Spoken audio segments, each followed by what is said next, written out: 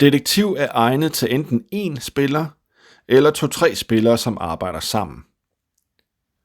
Detektiv er en sjov og udfordrende måde at løse et mysterie, fordi spillerne skal løse sagen på et bestemt antal dage, og hver beslutning og bevægelse koster i tid.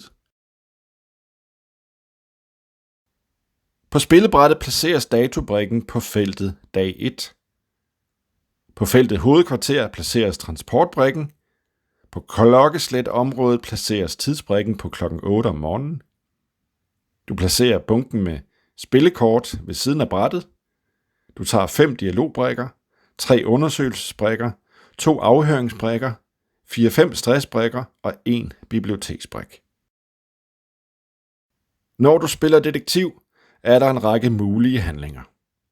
Du kan følge et spor, og det gør du ved at tage et nyt kort eller genoptage et allerede taget kort. Du kan foretage et valg. Du kan grave dybere, det vil sige vende kortet mod betaling.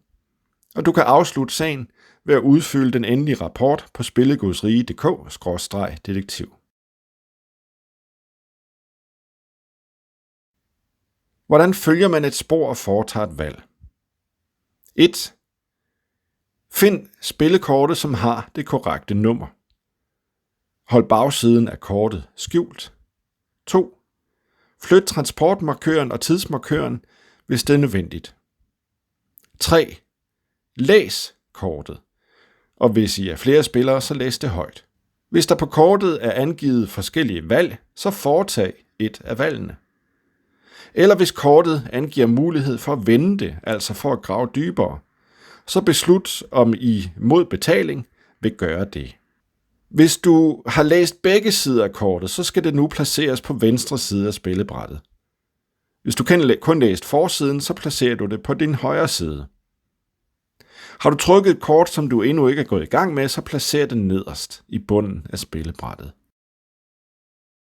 Detektiv består af arbejdsdage, og en arbejdsdag fungerer på den måde, at du placerer tidsmarkøren på klokken 8 ved spillets begyndelse, og det gør du også ved begyndelsen af hver ny dag. Når en dag er slut, og det er den klokken 16, så placeres tidsmarkøren igen på klokken 8, og datomarkøren flyttes til næste dag, altså dag 2 eller 3. Når en dag er slut, så flytter du også transportmarkøren tilbage til hovedkvarteret. Det er muligt at arbejde overtid, det vil sige efter klokken 16. Du kan godt blive tvunget til overtid, hvis der er et spillekort, som beder dig flytte tiden, for eksempel 2 timer, og det betyder, at klokken bliver efter 16.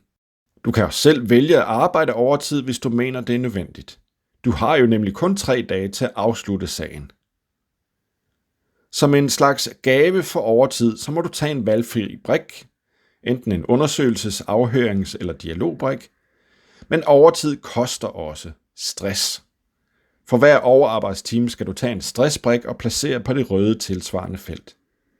Dit maksimale stressniveau er 4. Ender du med 4 eller flere stressbrikker, så skal du straks gå til afslutning af sagen. Du skal skride til afslutning af sagen, hvis du mener, at du har gennemskuet de vigtigste aspekter og kan svare på det ultimative spørgsmål: hvad er der sket med godsejeren? Så åbner du spillegudsrige.dk/detektiv og udfylder rapporten.